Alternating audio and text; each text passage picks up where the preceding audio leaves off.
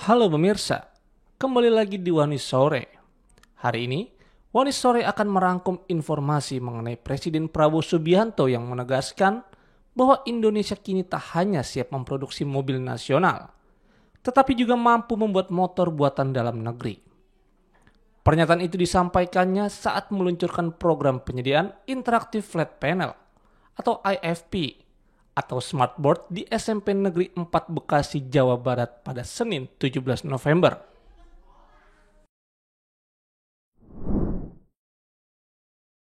Informasi lainnya pemirsa, Polri menyiapkan 350 personel BRIMOB untuk mendukung misi perdamaian internasional, termasuk kemungkinan penugasan di Gaza jika mendapat mandat dari Perserikatan Bangsa-Bangsa atau PBB. Buset, bangsat. Ritek. Informasi lainnya pemirsa, Polri menyiapkan 350 personel BRIMOB untuk mendukung misi perdamaian internasional, termasuk kemungkinan penugasan di Gaza jika mendapat mandat dari Perserikatan Bangsa-Bangsa.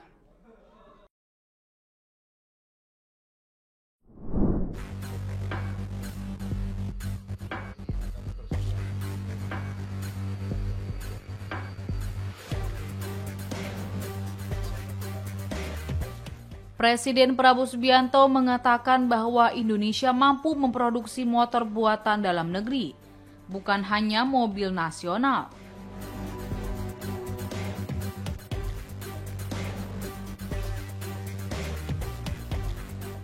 Hal itu disampaikan Prabowo saat meluncurkan program penyediaan interaktif flat panel atau smartboard di SMP Negeri 4 Bekasi, Jawa Barat pada Senin 17 November 2025.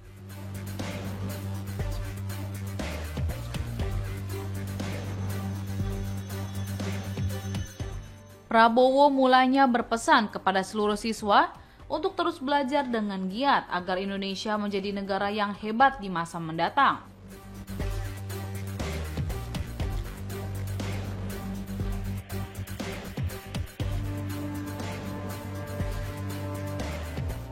Kemudian, ia menyinggung Indonesia akan mulai memproduksi motor dan mobil nasional.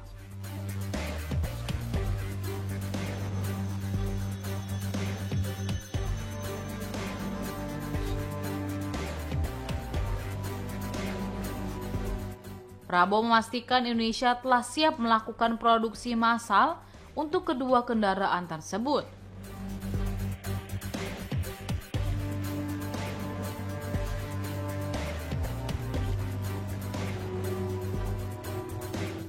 Kendati begitu, ia juga meminta agar tidak ada lagi becak yang menggunakan kekuatan manusia.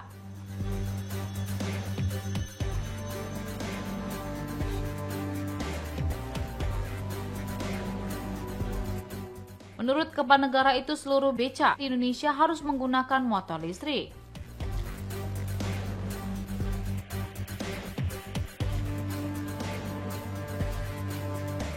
Lalu, Prabowo meminta kepada kementerian terkait menyusun skema komprehensif untuk memastikan transformasi ini berjalan terarah.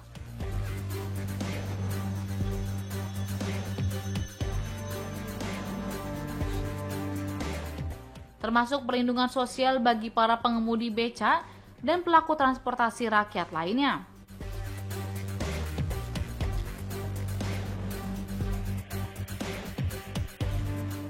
Prabowo juga meminta jajaran menterinya untuk memikirkan rencana realisasi ke depan.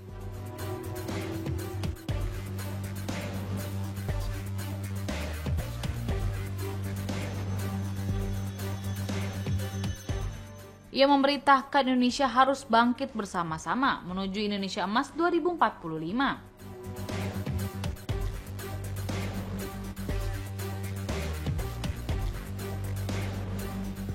Sebelumnya, Prabowo pernah menyatakan Indonesia ditargetkan bisa memproduksi mobil nasional 3 tahun lagi.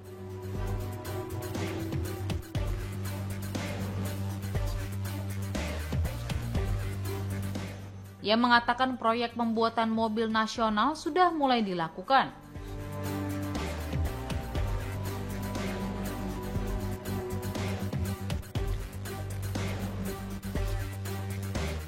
Hal itu diungkapkan Prabowo dalam sidang kabinet paripurna yang dilakukan 20 Oktober lalu, tepat saat dia memperingati 1 tahun usia pemerintahannya.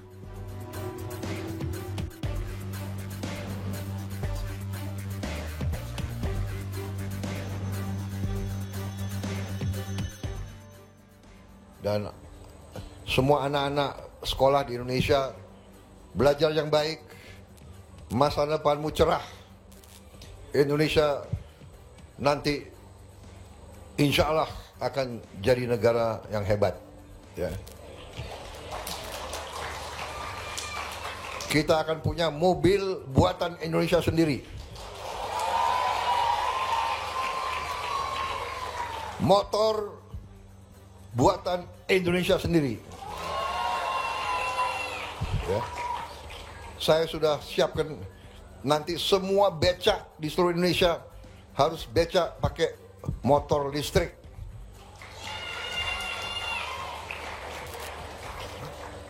Nggak boleh lagi ada pengemudi becak usianya di atas 70 tahun. Ya. Nanti tolong para menteri pikirkan rencana bagaimana, ya. Pokoknya Indonesia akan bangkit bersama-sama, kita menuju Indonesia yang hebat, Indonesia emas. Wassalamualaikum warahmatullahi wabarakatuh.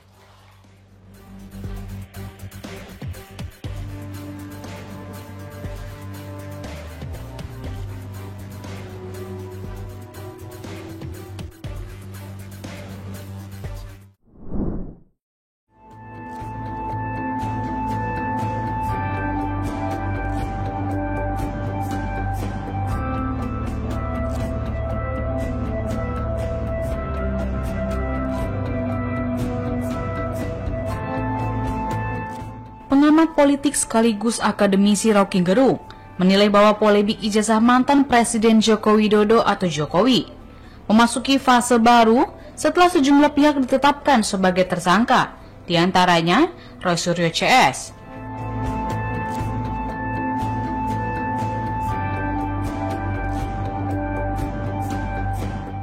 Menurut Rocky, langkah hukum ini justru bisa membuka ruang lebih luas untuk menelusuri ulang berbagai persoalan politik pada era Jokowi.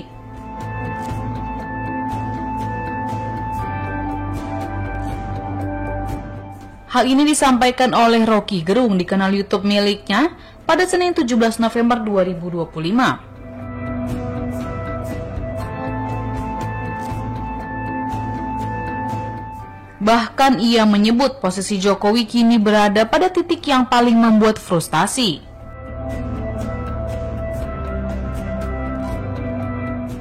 Rocky mengatakan publik akhirnya menuntut Jokowi untuk bersuara langsung mengenai status ijazahnya. Ia menilai persoalan ini bukan lagi semata-mata soal gugatan hukum, namun menyangkut hak publik yang tak pernah terjawab selama bertahun-tahun.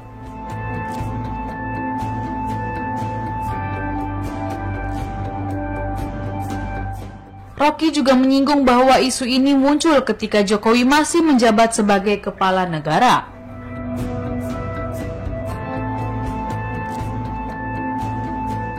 Sehingga dokumen tersebut menurutnya secara moral turut menjadi ranah publik.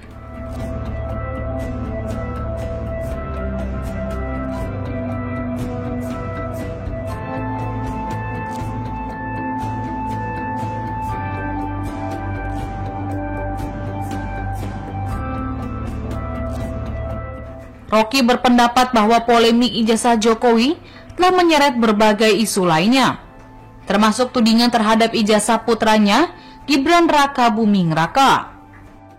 Ia menyebut dinamika ini memicu keadaan psikologis baru bagi keluarga Jokowi.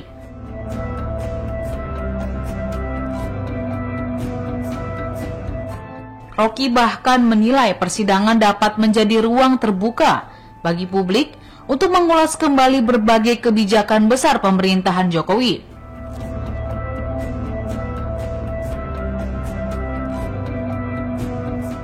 Seperti proyek kereta cepat Wush, Ibu Kota Nusantara atau IKN, hingga konsistensi pernyataan pemerintah selama 10 tahun terakhir.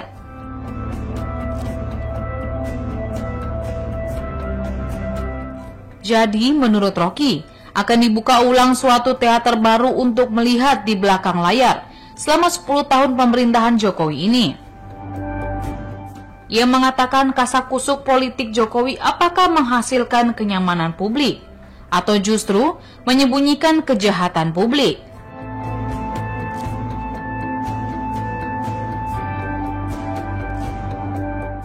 Oleh sebab itu, Rocky menganggap bahwa pengadilan isu ijazah ini yang akan membuka kotak Pandora. Karena menurut Rocky sangat mungkin untuk menimbang keuntungan secara finansial melalui proyek-proyek dan segala macamnya.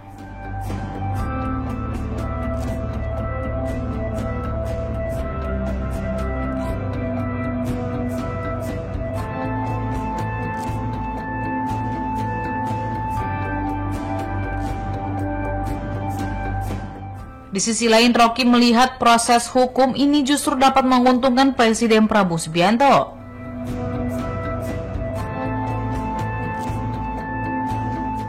Menurutnya, ketika kasus telah resmi masuk ranah penyidikan, Prabowo dapat menjaga jarak politik dan terhindar dari tudingan melindungi Jokowi. Ia menyebut situasi ini sebagai blessing in disguise bagi Prabowo, karena pengadilan memberi ruang bagi presiden baru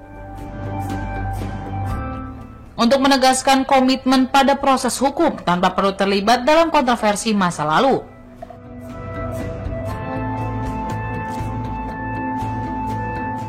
Rocky menegaskan bahwa publik kini menuntut lebih dari sekedar proses hukum, tetapi kejujuran para pemimpin. Ia mengatakan kesempatan ini sebagai awal sejarah baru bagi politik Indonesia.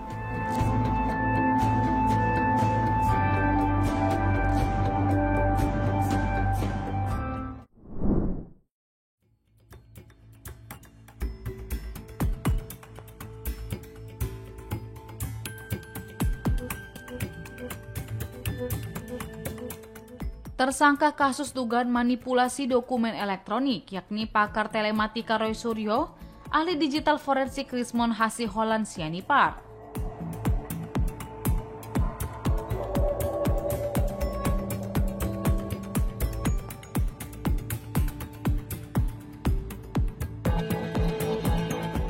Serta Dr. Tifauzia Tiasuma atau Dr. Tifa, mengajukan sejumlah saksi ahli meringankan kepada penyidik Polda Metro Jaya.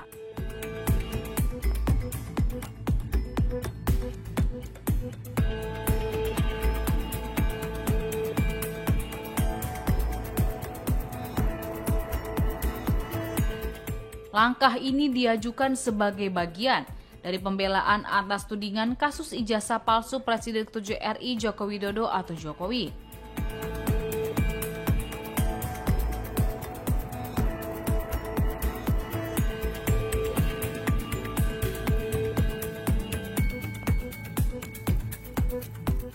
Pengacara Roy Suryo CS Ahmad Khozinuddin menyampaikan bahwa para saksi dan ahli yang diajukan merupakan bagian dari hak tersangka dalam proses penyidikan.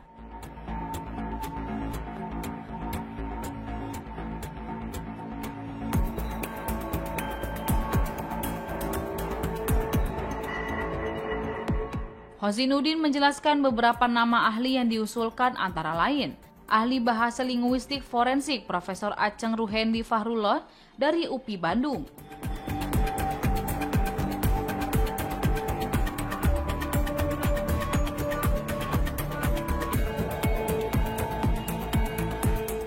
Ahli pidana Ganjar Laksmana Bona Prata Bondan dari Universitas Indonesia.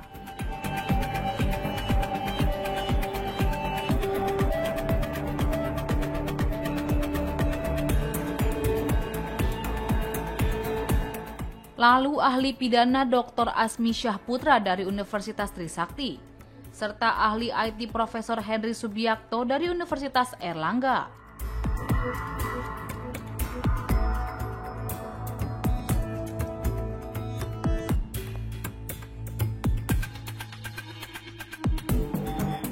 Sementara itu, sosok saksi yang diajukan oleh kubu Roy Suryo antara lain dari bidang jurnalistik dan aktivis.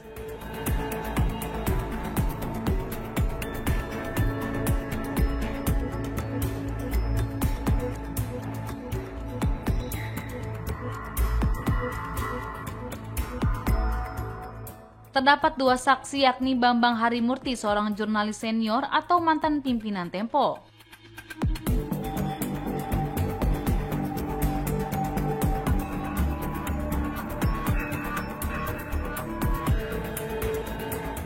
Dan Syamsuddin Alimsyah, pendiri Komite Pemantau Legislatif Indonesia.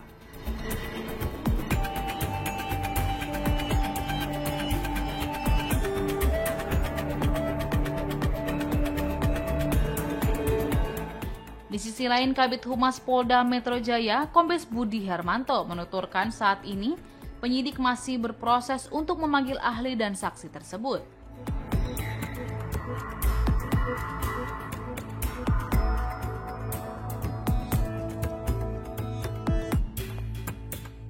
Namun, Budi belum mengungkap lebih detail kapan saksi dan ahli akan dimintai keterangannya di Polda Metro Jaya.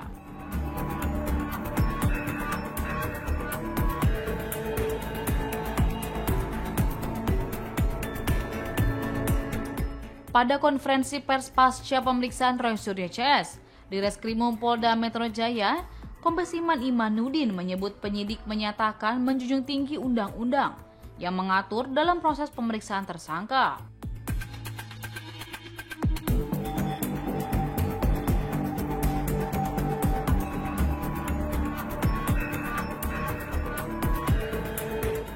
Diketahui proses pemeriksaan terhadap Roy, Rismond, dan Dr. Tifa rampung dilakukan selama 9 jam.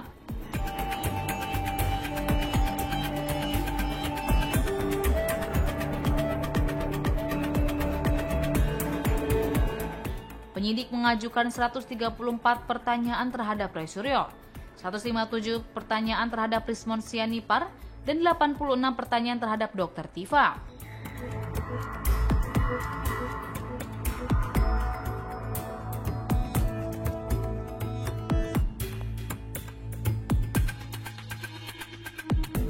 Setelah menjalani pemeriksaan panjang, ketiganya tidak ditahan dan diperbolehkan pulang.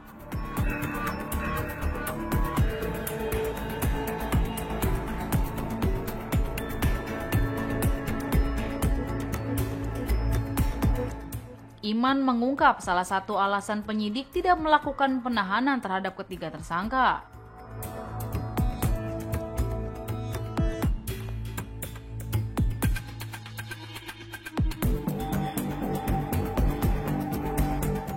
Hal ini dikarenakan para tersangka akan mengajukan ahli dan saksi yang meringankan.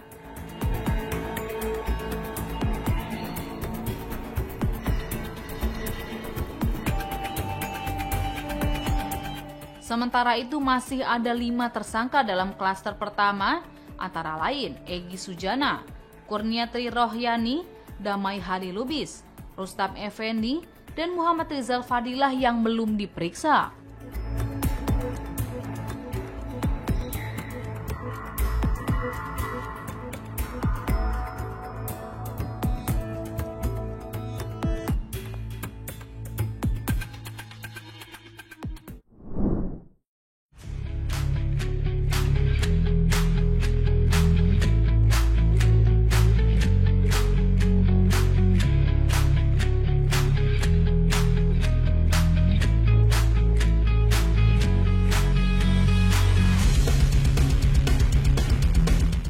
Ketua Badan Tim Nasional atau BTN Sumarji memberikan pembaruan mengenai persiapan Timnas Indonesia U22 menjelang SEA Games 2025. Menurutnya, beberapa pemain muda yang berkarir di luar negeri kini tengah menyelesaikan proses perizinan dengan klub masing-masing sebelum dapat bergabung dengan skuad Garuda Muda. Sumarji menyebut komunikasi dengan klub gelandang Garuda AS Trencin terkait pemanggilan Marcelino Ferdinand berlangsung positif. Ia memastikan jadwal keberangkatan pemain berusia 21 tahun itu sudah disusun dan tinggal menunggu persetujuan akhir. Nantinya, Marcelino tidak akan mengikuti pemusatan latihan di tanah air dan dijadwalkan langsung bergabung dengan tim di Thailand. Lebih lanjut, Sumarji menegaskan bahwa skuad Garuda Muda akan berangkat ke Thailand pada 27 November 2025 sebagai bagian dari rangkaian persiapan menuju pesta olahraga terbesar se-Asia Tenggara tersebut. Ia pun optimis pemain-pemain diaspora dapat berkontribusi maksimal di bawah komando pelatih Indra Sapri. Selain Marcelino, beberapa pemain keturunan seperti Ivar Jenner, Mauro Gistra, dan sejumlah nama lain juga diproyeksikan memperkuat timnas U22 pada ajang SEA Games 2025. SEA Games 2025 akan menjadi penampilan ketiga Marcelino di ajang tersebut, setelah sebelumnya bermain pada edisi 2021 dan 2023. Dari dua edisi itu, ia berhasil mempersembahkan medali perunggu dan emas. Pemain berusia 21 tahun itu telah mencatatkan 11 penampilan, 4 gol, dan 2 assist bersama Garuda Muda. Indonesia akan berlaga di grup C bersama Myanmar, Filipina, dan Singapura.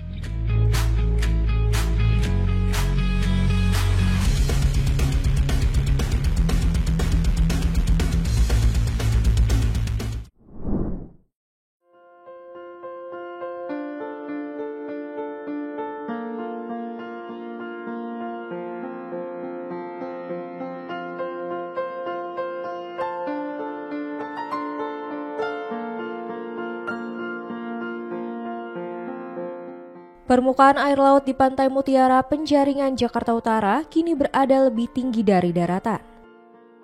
Inilah kondisi permukaan air laut di Pantai Mutiara pada Senin 17 November siang. Terlihat bahwa permukaan air berada lebih tinggi daripada daratan. Air laut yang seharusnya mengalir ke wilayah daratan tertahan oleh tanggul, namun keadaan ini tetap menimbulkan kekhawatiran. Menurut Badan Riset dan Inovasi Nasional atau BRIN, fenomena tersebut disebabkan oleh penurunan muka tanah di Jakarta yang mencapai 10 hingga 30 cm per tahun. Struktur tanah Jakarta yang bersifat aluvial serta penggunaan air tanah berlebihan, baik oleh industri maupun rumah tangga, memperparah kondisi penurunan tersebut.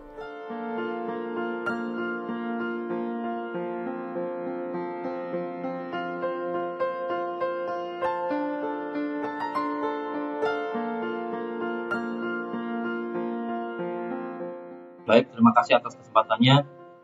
Di sini akan saya coba menjelaskan secara singkat apa yang terjadi di Jakarta yang sedang viral, yaitu naiknya muka air sehingga masuk ke darat dan bisa menyebabkan terjadi banjir yang cukup parah. Banyak beberapa hal faktor yang menyebabkannya. Pertama adalah dari laut, yaitu terjadinya gelombang pasang, yaitu pasang tinggi yang mungkin bisa terjadi 2 kali dalam sebulan, yang itu berparah dengan adanya cuaca yang kurang bersahabat, angin yang kencang dan gelombang yang tinggi yang menyebabkan terjadinya tambahan air yang masuk ke daratan akibat dorongan dari gelombang dan angin tersebut. Yang kedua adalah yang mungkin ini jadi faktor utama, yaitu terjadinya land subsidence atau penurunan muka tanah yang kalau di Jakarta itu berdasarkan data yang kita lihat itu bisa mencapai hampir 30 cm per tahun. Dan itu menyebabkan banyak hal. Pertama adalah dari kondisi tanah Jakarta yang memang lunak, yaitu aluvial. Jadi secara alami akan terjadi kompaksi atau penurunan atau pemadatan di tanah tersebut. Jadi tanah itu memang secara alami akan turun. Itu diperparah dengan adanya pengambilan muka air yang berlebihan, industri atau dari tangga. Hal lain adalah untuk bangunan yang masif di Jakarta yang menambah beban tanah Jakarta sehingga penurunannya akan semakin cepat. Kemudian bagaimana sih penanganannya? Ada beberapa hal yang biasanya dilakukan.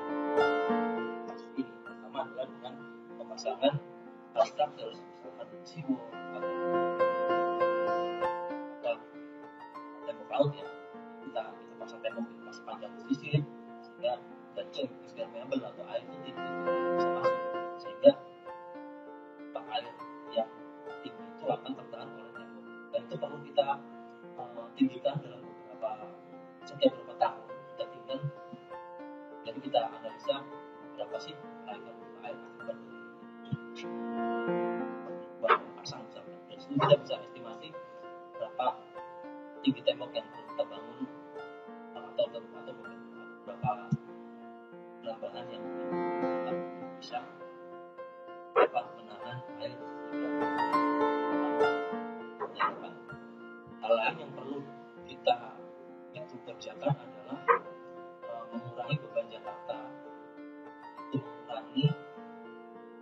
penggunaan air tanah di Jakarta, misalkan dengan cara menambah jaringan air bersih. Ketiga, itu dengan pipa air PDAM, atau juga dengan cara drainase vertikal, yaitu sumur resapan yang bisa merecharge air tanah sehingga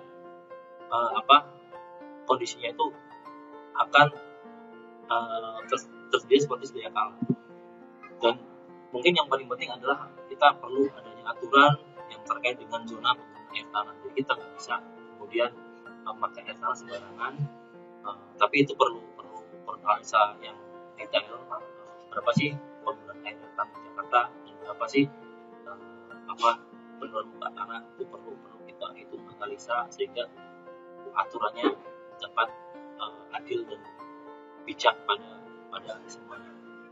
Kemudian yang ketiga adalah kita bisa juga memakai term-based solution, ya, misalkan penanaman mangrove di depan garis pantai, sehingga gelombang itu akan pecah jauh di garis pantai, jauh dari garis pantai, ya, sehingga air itu tidak masuk ke dalam darat. Mungkin itu. Selain itu, mantan Gubernur DKI Jakarta Basuki Cahayapurnama atau Ahok memprediksi bahwa jika tanggul laut di Pantai Mutiara jebol pada saat air pasang, banjir berpotensi meluas hingga pusat Jakarta termasuk kawasan Monas. Sementara itu, Gubernur DKI Jakarta Pramono Anung sempat merespons prediksi Ahok tersebut. Pramono pada Sabtu 15 November hanya berharap perhitungan yang disampaikan Ahok tidak terbukti. Ia tak memberikan penjelasan lebih lanjut mengenai hal tersebut. Jika tidak ditangani dengan langkah mitigasi yang komprehensif, Jakarta akan menghadapi ancaman tenggelam yang semakin serius di masa mendatang.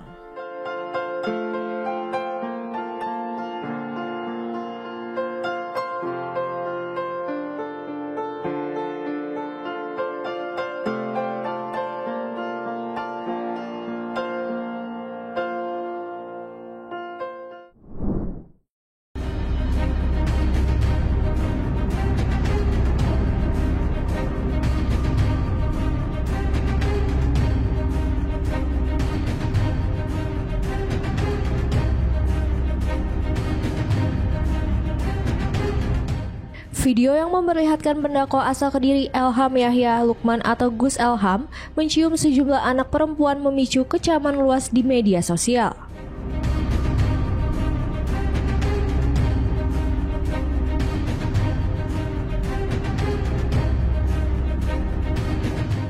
Aksi tersebut dinilai publik sebagai perilaku yang tidak pantas, terlebih dilakukan oleh figur yang memiliki posisi sebagai pemuka agama.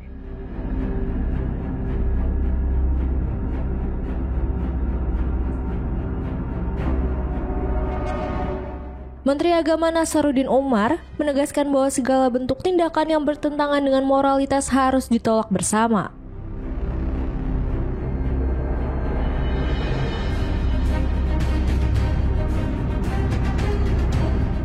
Meski demikian, Nasaruddin mengatakan pihaknya belum dapat menjatuhkan sanksi kepada Gus Elham karena proses kajian dan penyelidikan masih berjalan.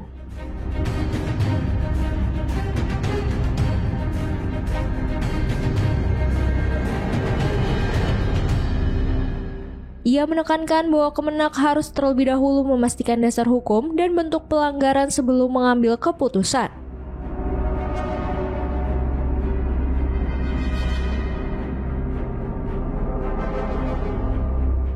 Ia juga menambahkan bahwa kementeriannya berkomitmen menyelesaikan berbagai persoalan yang tengah menjadi sorotan publik.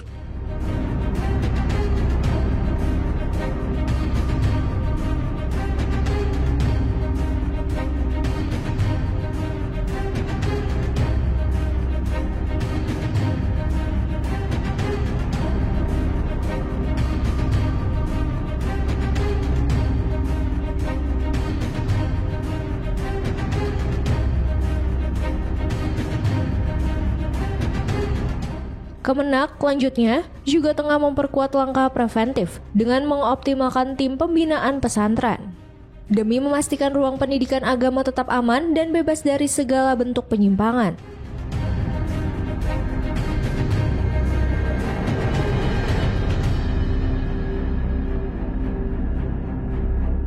Sebelumnya, Wakil Menteri Agama Romo Muhammad Syafi'i juga turut buka suara terkait kontroversi Gus Elham.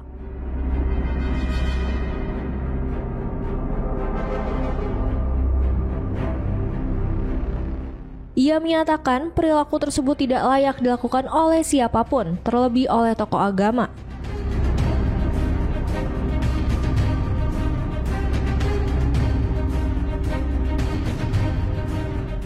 Merespons kontroversi yang berkembang, Gus Elham akhirnya buka suara dan menyebut video yang beredar merupakan konten lama yang telah dihapus dari seluruh platform media sosial.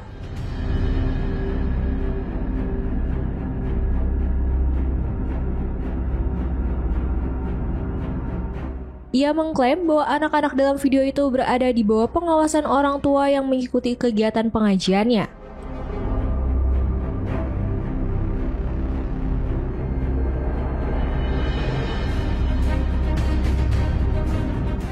Gus Elham juga menyampaikan permintaan maaf kepada masyarakat serta mengakui tindakannya menimbulkan keresahan dan menyebut hal tersebut sebagai kekhilafan pribadi.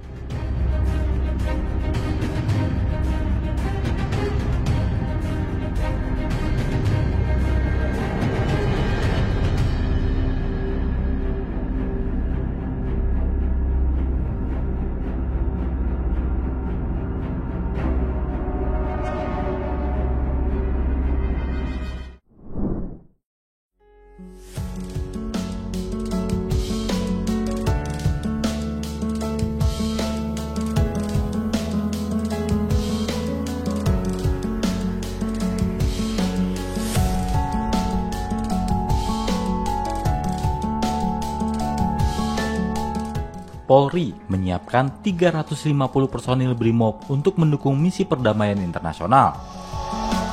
Termasuk kemungkinan penugasan di Gaza jika mendapat mandat dari Perserikatan Bangsa-Bangsa atau PBB. Hal itu dikatakan oleh Komandan Korps BRIMOB atau Dankor BRIMOB Polri Komjen Pol Ramdhani Hidayat Selasa, 18 November 2025. Ia menyebut jumlah pasukan bersifat fleksibel dan disesuaikan dengan kebutuhan, menunjukkan kesiapsiagaan Polri menghadapi situasi global. Ramdhani juga menyebut Polri siap mendukung kebijakan Presiden Prabowo Subianto dalam menjaga perdamaian, melindungi hak asasi manusia, dan membantu saudara-saudara di Gaza jika mendapat mandat. Ramdhani mengatakan ratusan personil itu merupakan putra-putri terbaik Polri yang tengah mengikuti latihan dasar penjaga perdamaian PBB. Pelatihan meliputi perlindungan warga sipil, respons kemanusiaan, kedisiplinan terhadap aturan operasi atau rules of engagement, hingga kemampuan beradaptasi di lingkungan konflik internasional. Dalam 5 tahun terakhir, Polri telah terlibat dalam sejumlah misi perdamaian PBB, termasuk pengiriman Forward Police Unit atau FPU ke MINUSCA di Republik Afrika Tengah. Pasukan Indonesia mendapat apresiasi atas pelaksanaan patroli malam, perlindungan warga, serta kontribusi terhadap stabilitas keamanan. Bahkan Indonesia menerima penghargaan dari Sekretaris Jenderal PBB atas dedikasi tersebut. Polri juga terus meningkatkan kapasitas peacekeeping melalui pusat pelatihan khusus serta menambah jumlah polisi wanita dalam misi global.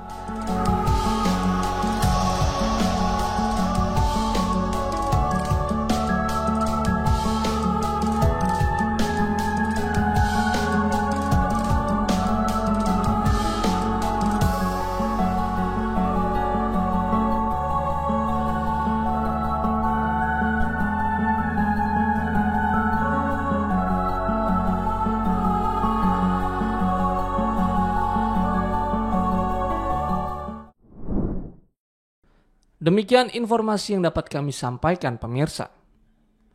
Terima kasih telah bergabung bersama kami.